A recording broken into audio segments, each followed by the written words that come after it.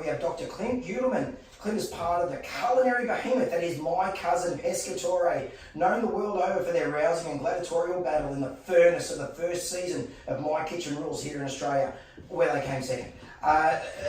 Somehow he also managed to string together enough contact hours to graduate with honours from the University of Melbourne Vet School in 2009, before heading to Brisbane for a rotating internship for a year, then returning back to his spiritual heartland of Melbourne to take up residency at the large and busy private referral hospital in Melbourne. 2015, Clint sat and passed his exams for the fellowship in the small animal medicine chapter with the Australian New Zealand College of Veterinary Scientists, which means we can now call him a specialist. Now Clint has fitted out the van, filled it up with all sorts of awesome gadgets, and called himself Insight Mobile Veterinary Diagnostics, allowing him to provide a mobile internal medicine service, allowing vets and pet owners to get an internal medicine specialist to their clinic to perform endoscopy, ultrasonography, and other tricky procedures to help out with perplexing head-scratching medicine cases. Clint now spends his days windows down, arm on the roof, driving to vet clinics around Melbourne, the Mornington Peninsula and Bellarine Peninsulas of Victoria, answering the call when someone shines a bat signal into the sky and needs some mobile internal medicine diagnostic insights into a tough case. But he joins us here today. Clint, how you going, mate? Very well, thank you. And yourselves? Very good, mate. Good to have you on the show finally. It's been a long time in coming, and it's great to have you today. Yeah, thank you very much for having me. And I do have to say that was the best introduction about me and my past that I've heard in a very long time. So that's right, mate. I'm available for you for any your 40th and that sort of stuff when it comes around. Quite happy to MC that, yeah. Well, you think he's 40? I thought he's 30th, mate. That's a bit rich. Oh, you can go 30th if we need to. Yeah, that's right. 21st. 21st, yeah. Good stuff. Alrighty, mate. So I guess to start where it all began. Well, we've got on the running sheet. Well, I've got you into surgery, but clearly you're an internal medicine specialist. A little glitch on our end. But what got you into the internal medicine? Why are you so passionate about that sort of area? Yeah, internal medicine, I guess, provides two important things for me, and that is it's both interesting and challenging. So I wanted to get into an area of work that was always going to keep me on my toes and present some challenges in my career going forward. I didn't want to get too comfortable and stuck in my ways. Yeah, They're right. always challenging in terms of solving these complex medical cases, where animals are sick and vets, or numerous vets, have had to go at trying to get to the bottom of it. Yeah, it's right. just being able to provide that resolution or the answer, or to get, a tricky case solved and hopefully a happy owner and a happy pet. Do you remember an exact point, Clint, when that penny dropped? Like, do you remember the time? Was there a certain time where you thought, yeah, hang on, this is my jam? Or was it something where you're going, hang on, I don't like this and I don't like that, and I do kind of like this? Is there a specific case that made you think, yeah, bang, that's what I want to do? Yeah, there is a point in time, I think it was during my final year as a veterinary student, that the penny dropped, and it was a bit of what I didn't want to do and also what I truly loved. And I often get a lot of students asking, as they do you guys too, how did you end up where you ended up? And I often tell them that, eventually the path that you want to follow will become very clear to you, whether you're an undergrad student or even as a new grad practicing, you'll eventually work out where you want to go. But for me, I couldn't end up in surgery, even though the first question was how did you end up as a surgeon? Because my vertebral column's not made well for standing long periods of time in a position. I've got a dodgy back. Weak spine, mate. That's not good. A couple of bulging discs, don't help that. Yeah, right, okay, fair enough. And I like, again, to use my brain not more so, but a little bit more than using my hands to fix problems. So. Is that saying that surgeons don't use their brains there, Clint? Just reading between the lines there. Our listeners want to know, mate. It's hard-hitting, the hot button topics here. There's no implications about that at all, but they tend to use their hands more than their brains, whereas we tend to use our brains more than our hands. Well dug out of that one, mate. So why, you're a mobile specialist, you're driving around Melbourne to all the different clinics around the place. What chose you to become a sort of mobile specialist and come and help us out at our clinics? Yeah, I used to work at a referral centre for almost 8 years and thoroughly enjoyed that. Yeah, right. But I just felt it was a bit of a change in landscape, and I saw a bit of a gap in the market about getting out to clinics. And I'm very passionate about getting out to the wider veterinary community, A, to help the patients and the animals, but also B, to try and help pass on some knowledge and experience to veterinarians as well. So just to aim to sort of provide a bit of a ability so they can see what a specialist does, to sort of remove that barrier between the vet and the specialist, and just to sort of bring it all together. Yeah. I think I love about you is, yeah, certainly if I've got any questions, I can, you know, give them to you on the spot. You know, even if I've got another case that you know you're not seeing that day, and also then you send an awesome report to us. It's, you know, it's literally almost as soon as I get to check the emails after you walked out the door, bang, there's an email there, and you know, it gives me a bit of an idea, something to talk to the client about, and or the owner about, I suppose, yeah, and really know what's going on with the pet. So I guess today we wanted to talk a little bit. So Robbie and I were trying to pull up, you know, what we want to talk with you, but I think the big thing is inflammatory bowel disease in dogs and cats. So just can you give us a bit of an idea of what sort of clinical signs we're looking at for dogs and cats that have got inflammatory bowel disease?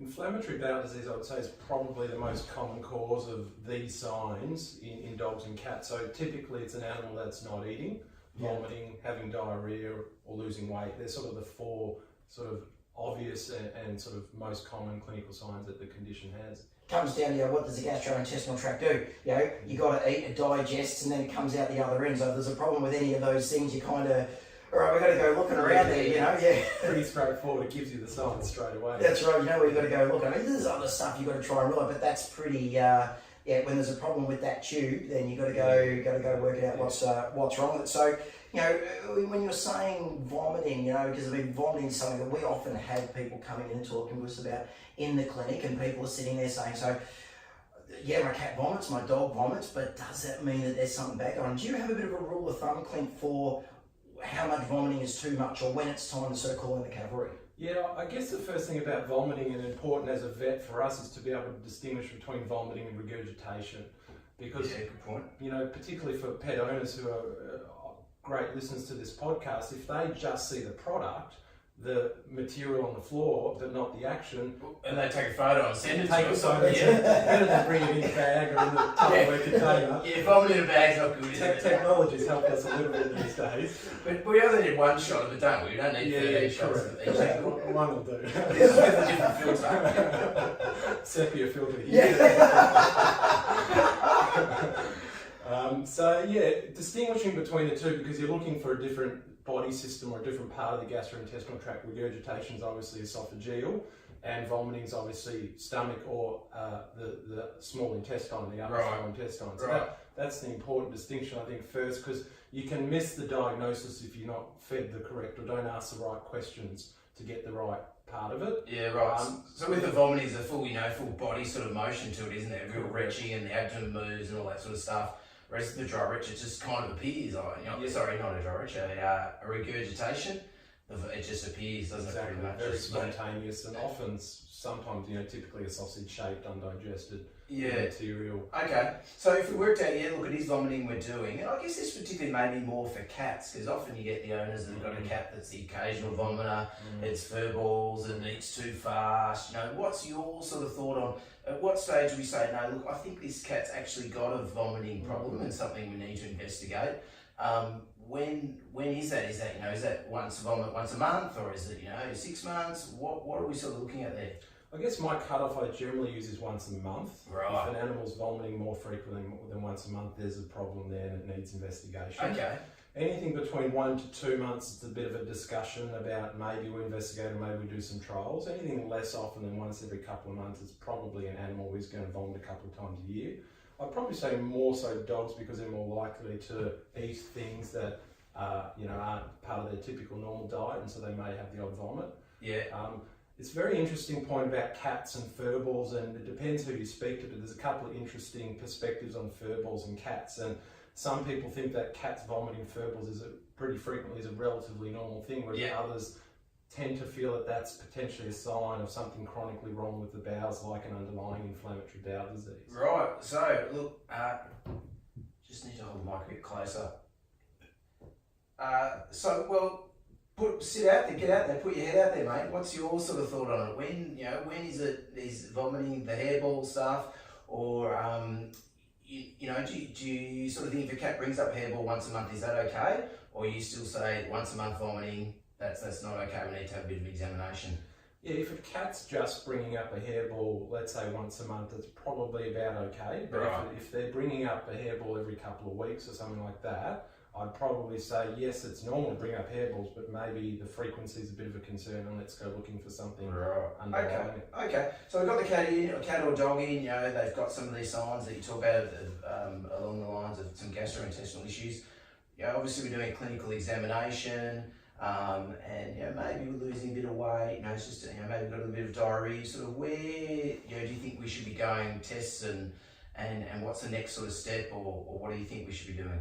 Yeah, a workup for a typical case like that would probably start off with a full physical examination, getting a good history, and then proceeding to general blood tests. So I guess what you're trying to determine is the cause primary gastrointestinal related, or is there other disease in the body affecting the gastrointestinal tract, or metabolic disease, I guess essentially. The GI is the symptoms of something else. There's something else that's putting pressure on the gastrointestinal tract to bring about those signs. Exactly right. Yeah, right. Yeah. So trying to distinguish between those two, and let's say you've done your blood panel and your analysis, so you've collected a bit of urine and analysed that, and that's all pretty boring and pretty normal. Yeah. Probably the next step is to go to do some imaging of the gastrointestinal tract. And so what sort of imaging are you talking about there, Clint? What's your the battery of imaging tests you want to try and do? Given that you're along the imaging path, what do you want to do? Which one of your toys do you want to use? Yeah, look, the best form of imaging of the GI tract is essentially an abdominal ultrasound. Yeah, okay. It gives you a lot of information. It's not subjective, it's very objective and very clear cut often, versus taking an abdominal radiograph. Yeah. Radiograph being an X-ray. X-ray of an abdomen. Not so useful in a chronic vomiting or chronic diarrhea case, maybe more so in an acute case, because you may be thinking of a foreign body obstruction or something else. But a chronic case, straight to an ultrasound essentially. I wouldn't necessarily bother with a radiograph or X-ray. Straight to an ultrasound, have a look, but mainly to focus on the gastrointestinal tract, stomach, intestines. And what sort of things are you looking for with that, Clint? Because I like dabbling in ultrasound, and so when you've got the probe on there, do you clip up the abdomen, or do you clip up the hair, or? Almost certainly. Yeah, excellent. Clipping up the abdomen quite thoroughly to get a proper look. It'll grow back. The only time I don't is when I'm having a sneak peek at my own dog at home. He's a golden retriever. I just part the coat, a lot of metho, a bit of gel, and just find a little pocket window. It doesn't matter if you're not finding as much on him though, is it, Clint? You don't have that hard biting client to try and impress. Exactly right. And you recently had a child too, so is there any home diagnosis at all during that period? No, I have not put the ultrasound probe on my child. Not on your child, I mean on your wife when she's pregnant. On my wife, I did. I did the odd sneaky check of the fetal heart rate. Oh, fantastic. So I guess you've done an ultrasound, and perhaps we've got some thickening in the gut that you can see. Ruled out sort of any sort of metabolic issues that might be causing the vomiting, so it's sort of restricted to the gut area. What sort of where do you go next? Are we on dietary food trials, or are you looking at maybe trying to go and do some endoscopy, or how do you sort of decide? Look, perhaps we go down just a treatment trial first, or are we looking at maybe some more tests then? And also, like when you've done your ultrasound, is that something that's going to be diagnostic, or does that then point you in a direction from there? The ultrasound is incredibly diagnostic. Sometimes it will give you a specific answer. So unfortunately, some cases we'll see some lumps or masses, and we can use the ultrasound to guide a needle going directly into that lump, put some cells onto a slide and examine that under a microscope and come up with a diagnosis. Oh, that's incredible, bedside diagnosis. Bedside diagnosis on the spot, so that's certainly something I'm more than happy and comfortable doing. But otherwise, it sort of narrows down your diagnostic possibilities. It may not give you the exact diagnosis, but it might say, right, it's either inflammatory bowel disease or it's gastrointestinal lymphoma, and that's where your follow-up tests like an endoscope or a full thickness surgical biopsy is going to come into play. And the decision about when to do what comes down to a bit of the interplay between the owner and the costs, the degree of illness of the pet, whether they're truly sick and extremely sick that they need to get an answer right then and there, or whether it's just that case it's vomiting once a month but still eating and it's still holding its weight. You'd probably say to that owner, well, let's trial some diets, let's trial some antibiotics, or let's trial some probiotics or something along those lines. So you go along a path of treatment trials first before you rush off to do an expensive and invasive test like a biopsy. Okay, so when you talk about diets and stuff, I mean, we had Danny, the skin specialist, and she was talking about diets, an 8-week trial. is there a type of diet that your preference towards, and how long do they need to go on it? How do you sort of make that decision? With diets, it's a different kettle of fish to the skin problems with gaining. So with gut disease, it's essentially a 2-week trial. That's all you need. Right. Okay. Things happen a lot quicker in the gastrointestinal tract. Yeah. And and in those 2 weeks, what are you hoping to sort of see? Like, what is it like an instant, the vomiting stops or the diarrhea stops? Is that what we're looking for? Essentially, yes, a resolution of the problem in the 2 weeks. So often within 4 or 5 days. It depends on the frequency of the signs. If a dog or a cat's vomiting once a month and you do a dietary trial for 2 weeks, it's going to be hard to see if it's been effective. It hasn't vomited at all, so he's fixed it. Fantastic. But if a cat or a dog is vomiting daily or having diarrhea non-stop and you put them on a diet and within a couple of days things resolve, then that's a good sign that you're on the right track. Right. And in terms of what diets I recommend, I'm a strong advocate of novel protein diets, and Prime 100 are probably the best product in my opinion. Yes. Giving them a little plug, but they deserve it because in my honest opinion, they are my go-to for novel protein diets for dogs and now for cats as well. They have just recently released their single protein diet that's balanced for cats too. Yes. So previously it was a bit more of a challenge for cats who are typically fussy eaters anyway. Yes. To find a good novel protein for them. Yeah. Not everyone has some geese or some ducks in there. Some dolphin and dolphin and seaweed in the backyard. No, they don't do that diet. Don't take it the wrong way. Bit of turmeric too. With the turmeric, coconut oil. Yeah, we love that stuff. They've got the new pea and hemp oil. You seen that one's come out? Which is that from? At Prime 100, Right, okay. pea and hemp oil. Okay. Perhaps we'll talk about that a bit later, the benefits of hemp oil. Eh? Yes, that's right. It is a hot topic in veterinary medicine. Right, okay. Well, maybe we can get on stick to the... obviously, you're going on, choosing one of the Prime 100 diets, and then you're on for 2 weeks, and I guess if the symptoms haven't resolved in that time, then are you saying, that further testing is required, or do you actually, after chatting with the owners, I guess you've got to decide whether they want more diagnostics or trials and treatment? Is that what you're saying? And also part of the food trial, importantly, is to make sure that they're being 100% exclusive with that diet. So nothing else. You're on that diet, and that is it. Yeah, right. And it can be also you're on that protein, and that is it. So you can give them treats of that protein, be it kangaroo or crocodile, but Dolphin. Again, dolphin seaweed. Thank you. Should we look into that one? It's not quite PC, is it? Not quite. No. Well, I think that's the thing with the Prime 100 foods as well, is they do have the single protein treats too, which I really love in the range. That it sounds like we're doing a big plug for them, but I guess we are, in that we really like their products.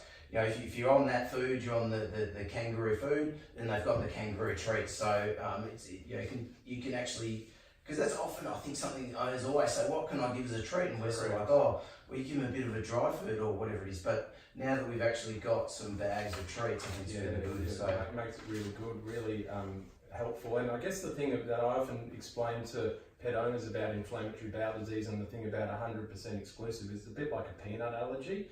yes, It just takes the smallest fraction of a peanut in someone who's allergic to it to set the whole system off. So it's the same with if you're feeding the right diet 98% of the time, but you're giving them a sniff of whatever, that's the wrong thing. Every now and then, that's enough to ruin the whole trial. So strict for a couple of weeks, and then if they don't respond, depending again on the animal and how sick, you either do another protein for a couple of weeks and see if that works. Yes. Or you could do some antibiotics or probiotics and trial that. Or you could cut to the chase and say, right, we've done a couple of trials, let's go straight to getting some biopsies. Right, okay. And so you think, how big an effect do probiotics have in the process? I mean, there seems to be a lot of different, or paucity in the literature about it. Can we just give a bit of yogurt and that's going to help? Or what are you sort of talking about there? Yeah, spooning your cool to Yeah. a little bit of cool into the food. That's right. I think there's a bit of conjecture about probiotics, and I don't think we fully understand their true role as of yet. And there's also a lot of variations in what a probiotic is. Right. There's not a lot of standardization in terms of you have to have a certain amount of this particular bacteria type, and it has to be protected from the stomach acid to get to where it needs to get and the intestines to work. So hard to read into it, but I find that they can help. I find that they alone often don't fix the problems, but they certainly are part of the multimodal type of treatment. And so with that, you know, and feel free to do what I call the pathologist view, which is don't get off the fence.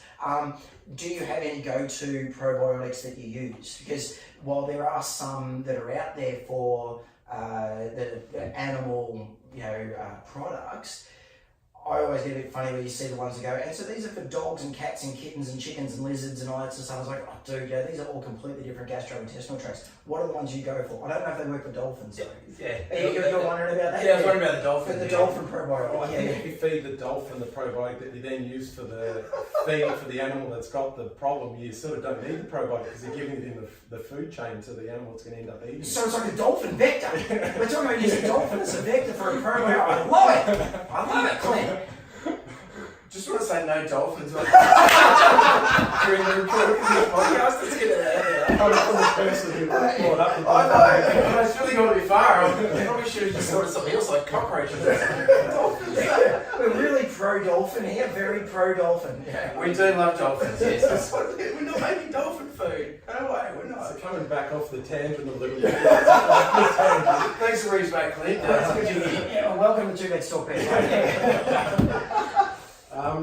Probably I've got two products that I'd recommend. There's a very nice new one called 40 Flora. Yeah, cool. Yes. I think you guys have previously spoken about that at one of your previous podcasts. We have, yes, and we're big fan of it. It's actually hard to source. Have you? Yes, it is hard to source. So there's only one supplier, I think, in Melbourne. It sounds like that, yeah. So it's a bit difficult to find. Yep. And it's essentially not available to the public. It's, it isn't, right. I think only through vets, I think, at this stage. Right, okay. The other one is Protexin. Yes. Probably be the other probiotic that's pretty good. And they're probably the two ones that I recommend. Okay. So, I mean, we've done a bit of a food trial, done the Prime 100 for the 2 weeks perhaps, and things, I guess, we've done some probiotics, that sort of thing. The owner's been pretty strict with it. The animal's still got the symptoms sort of 2 weeks out. Maybe, I guess there's 2 ways we can go. Perhaps we talk about, if they wanted to further tests, obviously they can get you out and do some endoscopy. But can you touch a little bit on the difference between endoscopy, where we're putting a camera up or putting a camera down the mouth, and where the other sort of train of thought where you actually do surgery, where you open up the abdomen and you take biopsy samples along the intestines, which a lot of times really, they get a bit nervous about that sort of, understandably, but there's a real school of thought that that's what you have to do, and the endoscopy is perhaps second to that. So what are your sort of thoughts? I guess I may be a bit biased because this is my day in, day out type job is doing endoscope, so I may have a bit of a biased opinion. A bit biased because that's all you can carry in the boot of the car. I can't quite fit a surgical theatre and everything else that I need. And we already said you got a weak spine, so... Yeah, correct. So, do you need a hand carry the instruments from the car? Because we'll get the nurses to help you. I don't want to break their backs. So. Yes. I'm a big advocate of less is more, and what I mean by that is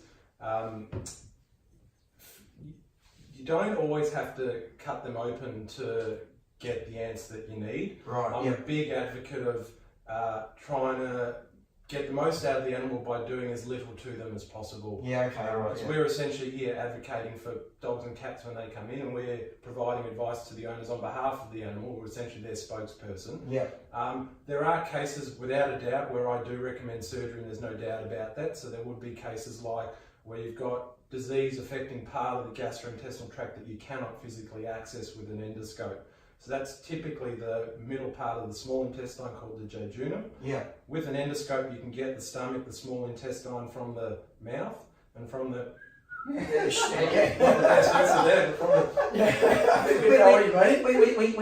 say, sticking the camera up the bum, mate, it's fine. You can whistle too if you like. The cloaca. Yeah, the cloaca. When it goes up the back end, you can get colon, and often you get ileum as well, the end of the small intestine. Yeah, right. So when there's disease just in the jejunum, then it's definitely off to surgery. You just can't reach it, you physically can't get it in the bar, can you? Yeah, exactly. Yeah.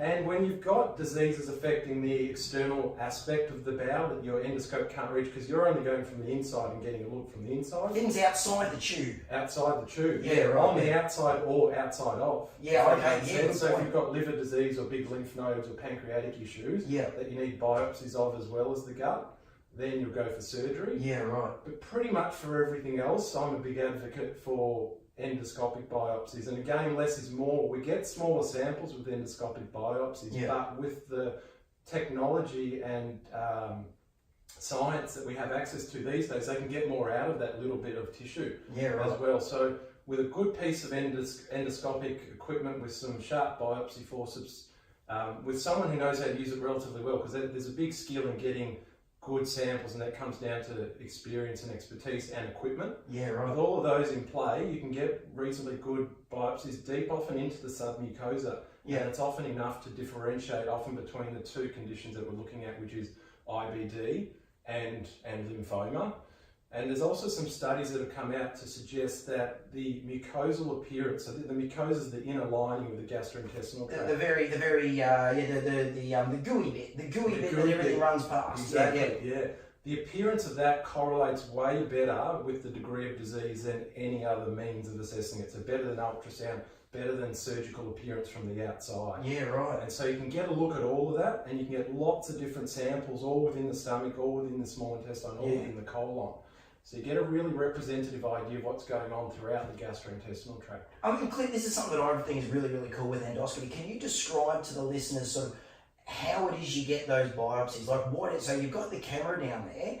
How do you then get those biopsies? You know, just sort of paint a picture for us of what happens there. Yeah, so the camera is like a black tube, and part of it, the inside is the physical camera, but part of the inner lining is a little channel, a little hollow channel that you feed a biopsy, like a pinching device through. So it's like a thin piece of metal that goes through the hole in the endoscope, comes out the other end so you can see it with the camera, and then you use the camera to guide that biopsy forceps into the mucosa or into the inner lining of the bowel. And then there's a little handheld sort of mechanism on the outer end that you open up, and it opens up these prongs. And then you close them into the tissue. They take a chunk of the tissue, and that's your biopsy sample. It's kind of like like one of the little sort of claw thing that they have out in the quarries, isn't it? You know, Exactly. when you open it up, jam it into the tissue, take a big chunk, and it's that shut that you can get through that gooey outer layer and into that sort of more fibrous internal layer, that submucosa, so you can go looking for the abnormal cells. Exactly right. That's the perfect description. And the important part about getting deep samples is having sharp biopsy forceps, so you've got to regularly turn them over. And I imagine a steady hand, mate, to be able to, some very good skills of being able to, a steady hand to get in there and take those samples. Does you find maybe, between that expertise that you've got there and your My Kitchen Rules days, is there anything there that there's a bit of a crossover where, maybe a steady hand was required? So perhaps hypothetically, you're doing your famed chocolate mousse cake, and you've got the tiny little piece of gold foil thin the decoration from the top of it, and your mate Noah's there, just he's doing his best trying to ruin the party. Was there an incident at all that occurred there where you perhaps controversy? perhaps lost a bit of a temper there, or did you get a bit upset? Or that was all just for the cameras. Got to create a bit of drama to get the audience watching the TV. Yeah, manufactured drama, that was it. Yeah. TV's so fake. Artificial. Well, have you spoken to Noah lately? Because I think he's a little upset by that. Yeah, so we haven't spoken since.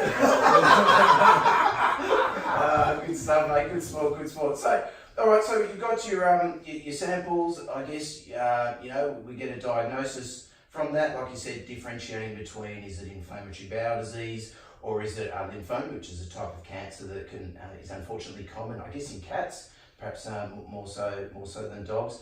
And so then sort of treatment options. Where do you sort of go? Perhaps start with inflammatory bowel disease. What are the sort of options available for that? The mainstay of treatment, and often the inciting cause, is diet. So changing to a novel protein diet, giving Prime 100 a bit of a plug here. I was going to say, any special diets, mate?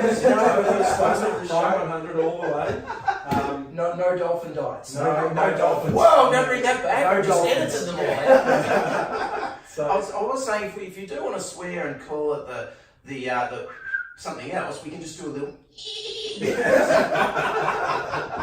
to block it out. Diet would be probably the mainstay, and it's often diet and what else? Again. Right. So it's often diet, sometimes some antibiotics. And Yes. the antibiotics play two roles. One is they're meant to help with the imbalance of bacteria that are in the sort of upset gastrointestinal tract, or a word we use is dysbiosis. Woof. Yeah, right. Yeah. Hot topic again in sort of Yes. GI world at the moment is intestinal dysbiosis. Yes.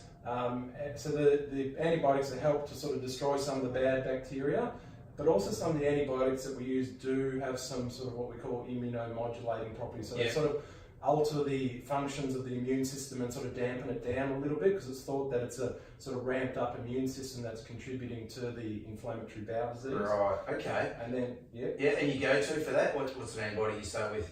usually one of two. Metronidazole would probably be the number one go-to, or the other one is Tylosin. Yeah. Okay. Tylosin's a great one. Fantastic. Yep. And you add something else in there if that's not helping. Steroids. Right. Yeah. So No cortisone. medicine. No medicine clinician would exist without steroids. Vitamin P, that would Vitamin be. P, keeps everyone alive. Vitamin prednisolone.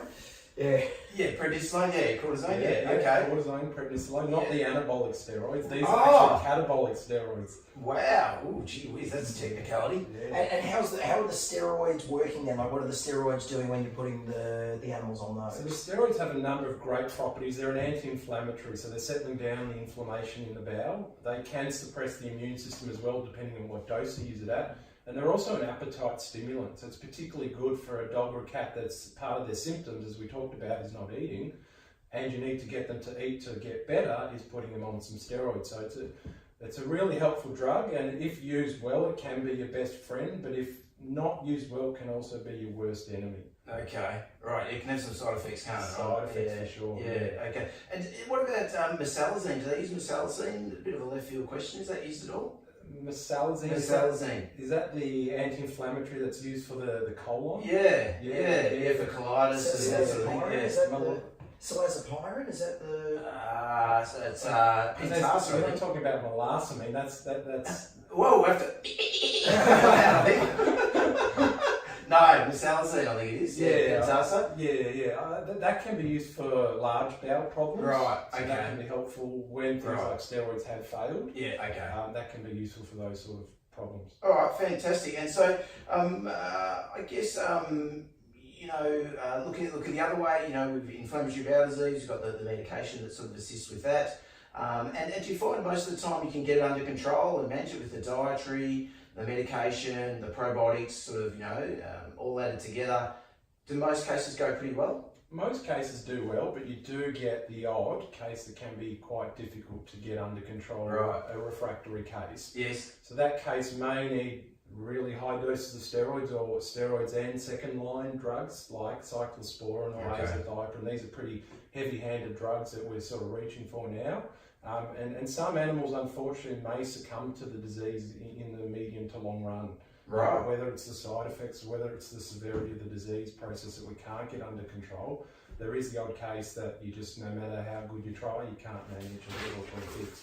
And what do you sort of think with, obviously there's some thought that if you've got some inflammatory bowel disease, perhaps that's underlying, particularly in cats, I suppose, for a long period of time, that actually predisposes them to getting, intestinal lymphoma. Is there, it seems like a lot of people talk about it being a continuum, that it's not a real distinct, time, and that maybe just, if you've got a cat that is vomiting, it is actually worthwhile treating it if it's inflammatory bowel disease, because then it's not going to progress to lymphoma. We've been podcasting for too long, mate. That's just what I was going to ask. So, We're in sync. We're in sync. It's beautiful. It's good, mate. Maybe we'll just do one vet talk, Teds. Why not? And this is what Robbie would say. Just phone it in. Yeah. So what are your sort of thoughts on that? Yeah, I totally agree. I think chronic inflammation, no matter really where in the body, can be a prelude to cancer, unfortunately, and particularly in the bowel.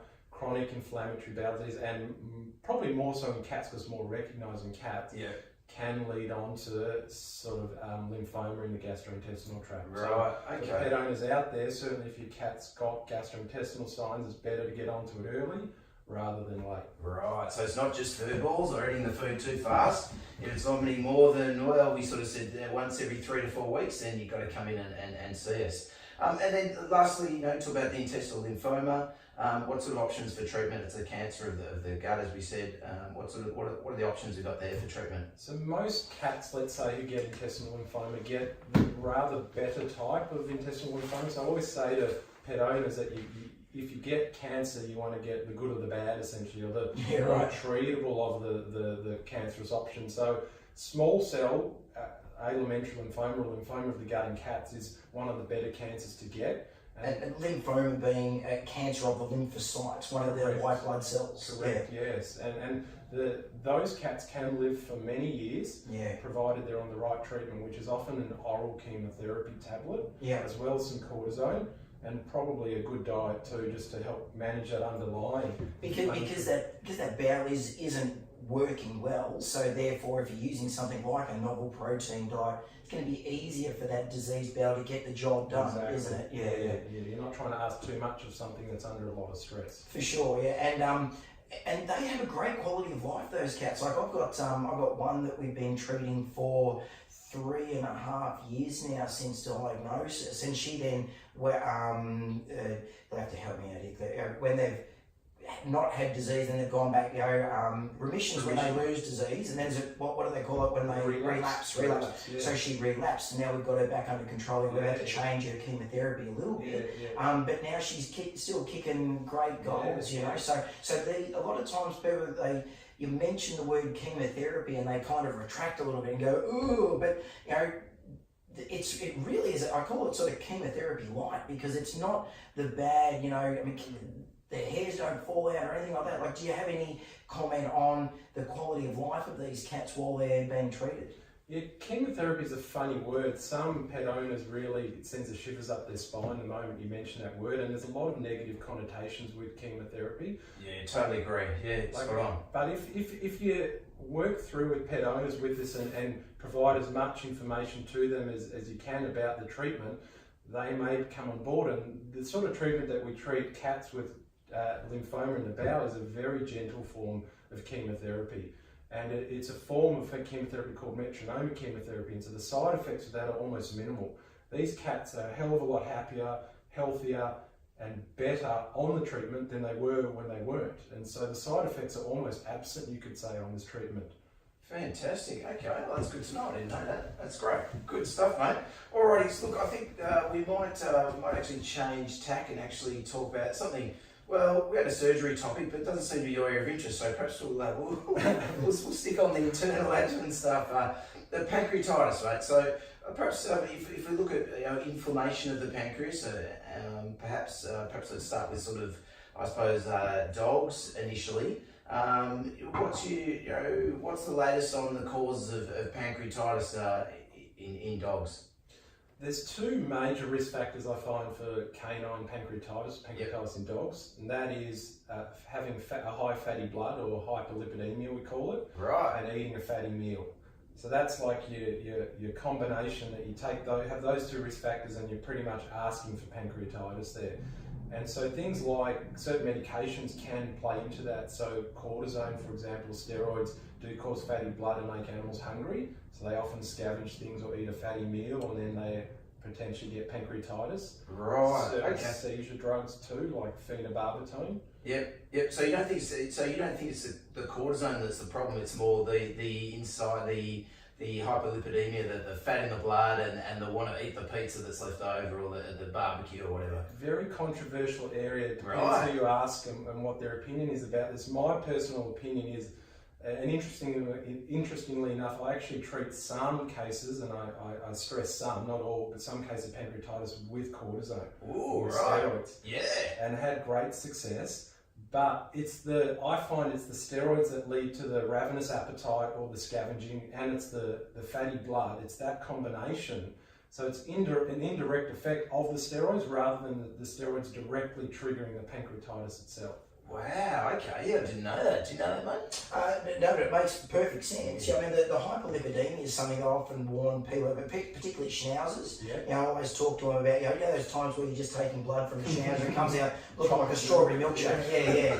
And you go, oh, yeah, rightio. So your dog's going to be at risk. But it absolutely makes sense that cortisone would do that, you know, because sometimes there's no... okay, they've eaten a Christmas ham or something like that, or it's the Australia Day barbecue and they've eaten a half a dozen sausages because they just keep wanting to eat them. Well, yeah, of course they do. My son will keep eating them. He's still going to vomit from it. But it makes sense that if you're dealing with that with the high fat in the blood, that's going to be the thing, because that's what then sends the signals off to the pancreas, isn't it? To say, dude, we have got some serious fat that we need to try and digest here. Let's generate these enzymes, but it's then the enzymes that are activating within the organ that then sets everything up the garden spout. Correct. Yeah. So whenever I have an animal on steroids, usually it's not a problem with inflammatory bowel disease because they're on a strict diet, but any other dog or cat I put on steroids, more so dogs again, because in cats pancreatitis is a different sort of ballgame altogether, but I tell them strict low-fat diet. Right. Just to mitigate that risk of them potentially getting pancreatitis. And I do tell owners that it's life-threatening. So that's a good tip. Yeah, I hadn't thought of that. It's great. Yeah, excellent. So you sort of mentioned cats and pancreatitis. What sort of, the causes are a little bit different in cats, aren't they? Totally different with cats, yeah. So fatty blood and fatty meals have pretty much been proven not to be a cause of pancreatitis in cats. Yep. We don't really cortisone in cats, is that an issue? Cortisone can cause diabetes, let's say in cats, but it's less likely to cause pancreatitis. Great. Okay. Causes in cats sometimes are infectious causes. These are rare, but things like toxoplasma or liver fluke. Yes. Occasionally some viruses like feline infectious peritonitis virus, for example, rare causes. In cats, it's thought that there's potentially an autoimmune component to pancreatitis, or there could be what we call an idiopathic cause, meaning we don't actually know, or it can actually be linked into IBD, into a condition called triaditis, which is one of the great words. Yeah. Triaditis, just like clumping as many disease processes into one word and naming it that. Wouldn't you love to have been the vet that came up with saying, you know what, let's just call this damn thing triaditis. We've got these 3 damn things here, call it triaditis. You're going, why the hell didn't I think of that? It just makes bloody sense, doesn't it? Yeah, exactly. I'm waiting for quadritis and septitis. Wasn't it lucky there were only 3 things? So it's a name, a triaditis. So what are the 3 things that cause the triaditis you're talking about? So it's inflammatory bowel disease, hepatitis or cholangitis, and pancreatitis. Right. So it's liver disease, gut disease, and pancreatic disease all in one. Right. Wow. Okay. And so how do those sort of cats present? So cats with triaditis generally present with vague signs, so often off food and lethargy. Yes. Sometimes vomiting. In cats, they don't typically vomit with pancreatitis as dogs do. Right, okay. Slightly different signs again in dogs and cats. Yes. But yeah, off food, lethargy, sort of vague gastrointestinal signs. Right, okay. And so then, I guess you come back to dogs, what's the sort of mainstay of treatment for dogs with pancreatitis? It's largely supportive. So I think as you guys touched on in one of your previous podcasts, there's no antidote for pancreatitis in dogs. So it's, things to support the animal through the illness. So it's intravenous fluid therapy to correct the dehydration. Pain relief, because they're often exceptionally painful. Anti-nausea medications to get under control their vomiting. Gut protection medications to help line the gut. And probably the most important of all, and has recently been studied and proven to be beneficial, is early nutrition. Right. Oral nutrition, so feeding via the mouth. Yes. Or through a tube that's going into the gastrointestinal tract. And a low-fat diet. Right, okay. See, that's changed from when I graduated. It was all about, you've got to rest the pancreas. Starve the pancreas, 24, 48 hours no food. Yeah. But now you're saying we need to get them eating as soon as possible. Yeah, because and regardless of vomiting too, is it? Regardless of just get the nutrition in. Yeah. So often in those dogs or cats that are vomiting, placing like what we call a nasogastric tube, so a thin tube goes through the nose into the stomach. You can suction out the stomach, because often these animals have a pretty distended and sort of flabby stomach that's not contracting properly, and that's maybe why they're vomiting and not eating. So you can suction all the secretions out and introduce some food early on, because it's been shown that the little cells lining the gastrointestinal site called enterocytes, if they're fed food, their health is almost normal, but when their health is abnormal, so when they're starved, that's when the immune system of the body starts to shut down, and inflammatory mediators start to circulate, and you get all your complications like infections and SIRS and MODS and all these sort of technical words. It's all based on that one cell in the gut, the enterocyte. Impressive, yeah, okay, yeah, fantastic. And so a low-fat food, again, is there something that's your preference to get them started eating on? Crock tap. Crock tap. I'm a big fan of crock tap. I always have it on my histories, crock tap, you know, and they just go, what the hell's crock tap? Come on, you know, get the program nurses, it's crocodile tapping over from Prime 100 Lewis, you know. So it's good stuff, mate. So yeah, no dolphin, because dolphins. Is dolphin high in fat, really? It could be, yeah, maybe high enough love it. Yeah. Maybe, is it pea, hemp oil and dolphin that's that new food? I'm not sure, yeah. What do you think they feed the peas to the dolphin? Oh gosh. How was a bad mention to me, dolphin? I feel really bad for all the dolphins out there. Yeah, you brought into evidence, mate, so, you know. Yeah, I know, I did. So, okay, so you got them on, and then, you know, as you sort of, you've got them on the low-fat food, is that likely to be lifelong for dogs and cats, or are we more just talking dogs with the low-fat food? More dogs for low-fat food. Yeah. Studies have certainly shown in the acute phase low-fat food has been proven to be beneficial in that these animals start eating a lot sooner and have fewer complications of fewer vomiting episodes or, you know, relapse of the pancreatitis.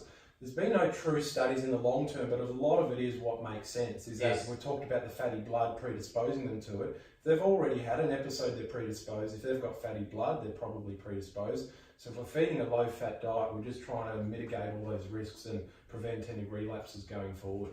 Oh, fantastic! All right, good stuff. And so, you got something? We're moving on to number 6. Or maybe talk about cats. Cats in triaditis. Well, pancreatitis. Yeah. Treatment? Why not? Yeah. Well, the one thing, why do cats get triaditis and dogs don't? So you were talking about that the pancreatitis in cats is combined with those 2 other diseases. Why is it that they get triaditis and we don't see it in dogs? You ask a tough question, Robin. You're making me reach back down into the lurches of the brain that haven't been used for a long time, similar to when crank those cogs. Yeah, similar to when I whipped up the chocolate recipe, the chocolate mousse recipe. That's part of the brain that hasn't been used for a long time. Yeah, fantastic. And that was a fantastic chocolate mousse cake. Thank you, Lewis. Really appreciate you bring the morning tea and stuff. So I'm going to dig you out of Robbie's hard question, I reckon. I just want to, we were doing a little bit of research on the extent with you on My Kitchen Rules, and you obviously got a bit of support from around Victoria when you're in the final, the grand final, wasn't it, where you lost? But some comments I got here. The Lord Mayor, Robert Doyle. Back the pair. Infamous Robert Doyle. Good luck, Clint and Noah. We're right behind you. He said. How do you feel about that, mate? I'm a bit concerned with that coming out.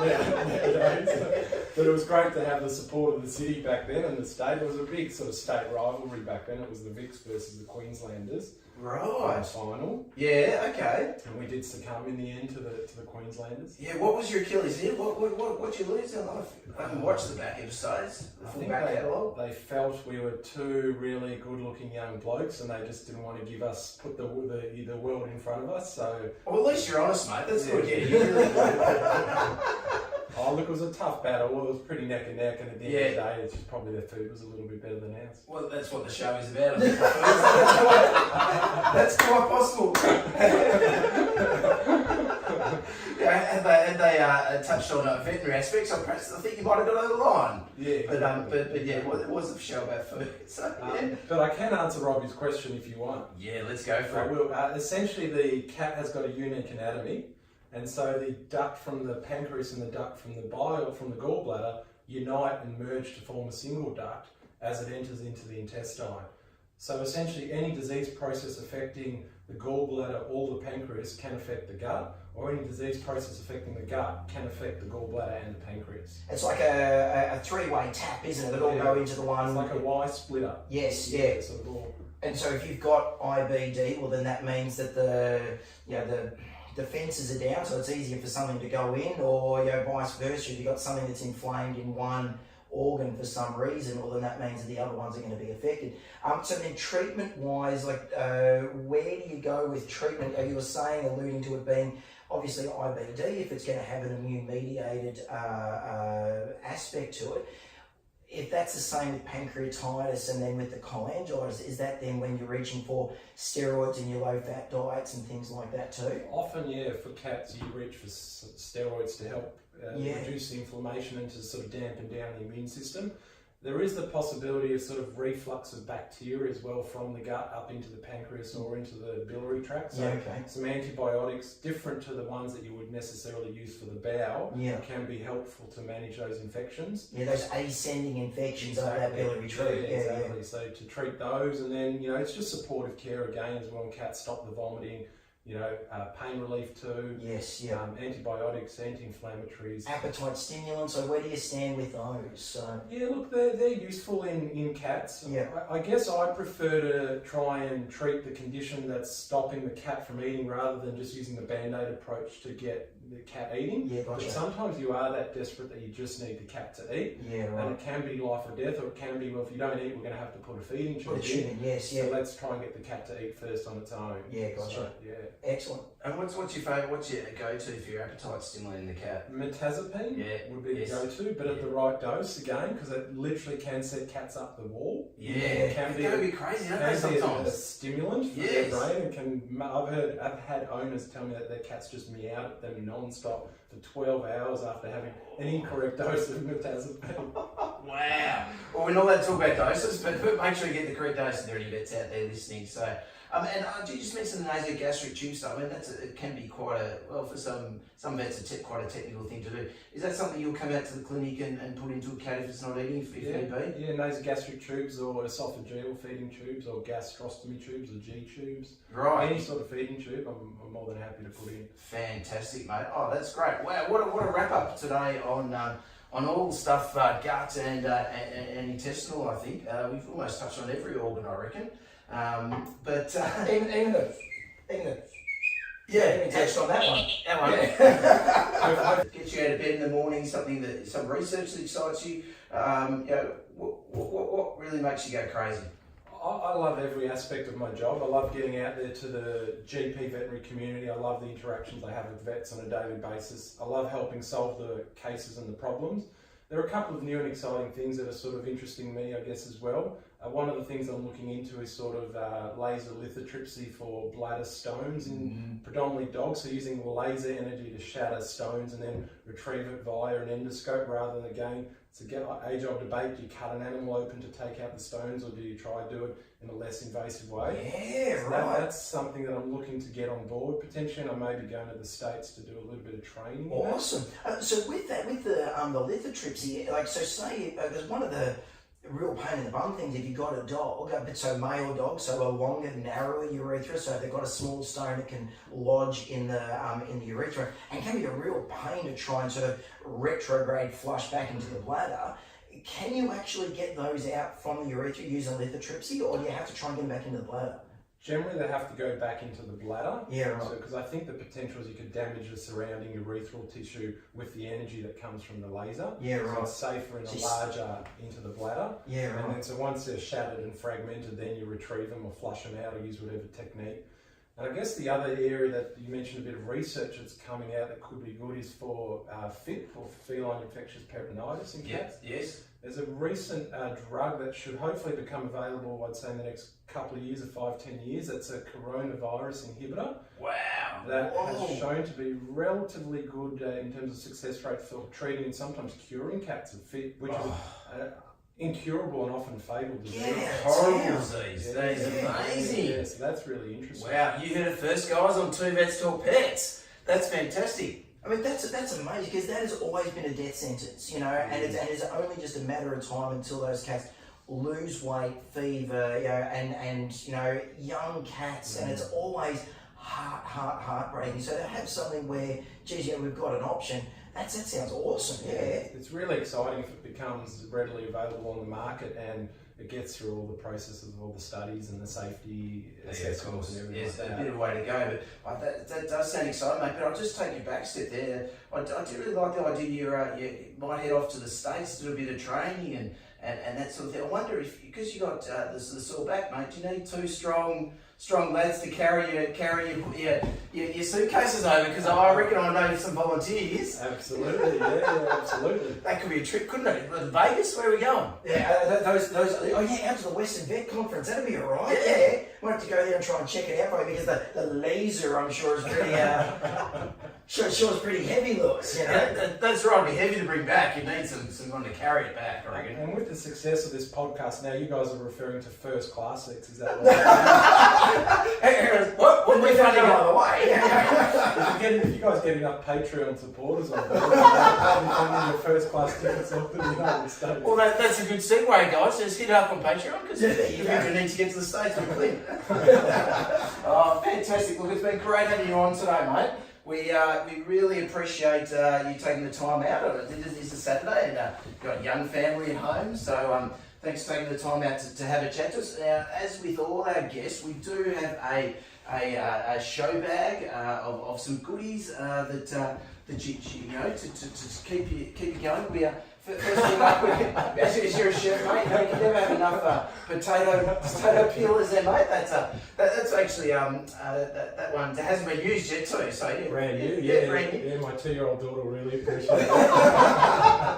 And Oshie might appreciate these a little bit more. Some for the festive season, some star-shaped ice cubes, mate. Yeah, you're a pretty cool guy, pretty chill. I think that goes really well with you. Now on the long drives, you drive up to Bendigo a bit, don't you? Yeah, that's right. Every fortnight up to Bendigo listening to the podcast. Right. Oh, fantastic. Yeah, keep you occupied. This one will run a nice long one for you. Back on this, I reckon.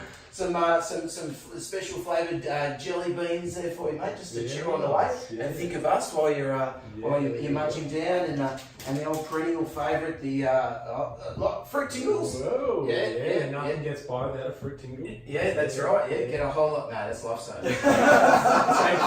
same stuff, same company, and of course a sticker, mate. So yes, on the car. No, that's got to go on the ultrasound machine. Yes. And if you get that new laser, we'll give you another sticker. You get a second sticker. And one for the endoscope as well. Right. So how many we're looking here? Three. Two more. Ooh, hang on. Ooh. Yeah, no, but we can do the three, but you know what would be quite good? Imagine the camera going down and then seeing the sticker lining on the inside of a dog's stomach. Now that would be marketing. That'd be alright. The camera going down the. Alright, and of course the piece de resistance, mate. I know you've been hanging out for this. I'm pretty sure this is the only reason you came on the show, but the official merchandise, the Two Vets Talk Pets t-shirt, mate, to be worn when you're out driving the car. You know, it's got a nice long sleeve on it, so you don't look getting the taxi driver tan there. And when you've got your arm out the window, you're driving those long drives. So could work as a scrub top too, I reckon. You know, when you're out working around the clinics, Clint. Yeah. Absolutely, yeah. I think this is why I've sort of done the whole interview without a t-shirt on. I've been waiting for the t-shirt to come so I can follow up. I hope you give me the star there. You have to look at my bare tummy the whole time. Well, that's right. It has been getting very awkward. It was the thing, Robbie, I hadn't been worried to touch on. But so, look, thanks very much, mate, for coming on the show today. And so, if there are vets out there, or even pet owners out there that want to find you, or even get in touch with you, and maybe they want to have a chat with you, or find a bit more about your services, where can they find you? Yeah, hop online. There's a website, so it's insightmvd.com.au, or check out the socials. I've got the Facebook page going, Insight Mobile Veterinary Diagnostics. So yeah, hop on there, check me out, or speak to your local vet, and they're welcome to give me a call and get me in too. And we'll have the all your details in the show notes as well, so you guys can just click on there and just follow it through to Clint's website and stuff. So thanks a lot, mate. It's been awesome. I've had a lot of fun. It's been excellent. I reckon we should have it back again. What do you reckon? Absolutely, yeah. Great. I mean, really good. And we are recording today as well for everyone who's listening. So we're going to see if we can technologically work that out, how to put it on YouTube, I guess. Yeah, we've been videoing it. Yeah, video. Is that what I said? Yeah. I said recording. Yeah, recording. Video recording. Yeah, I bloody hope you've been recording it, mate. You press the button. Alrighty, mate.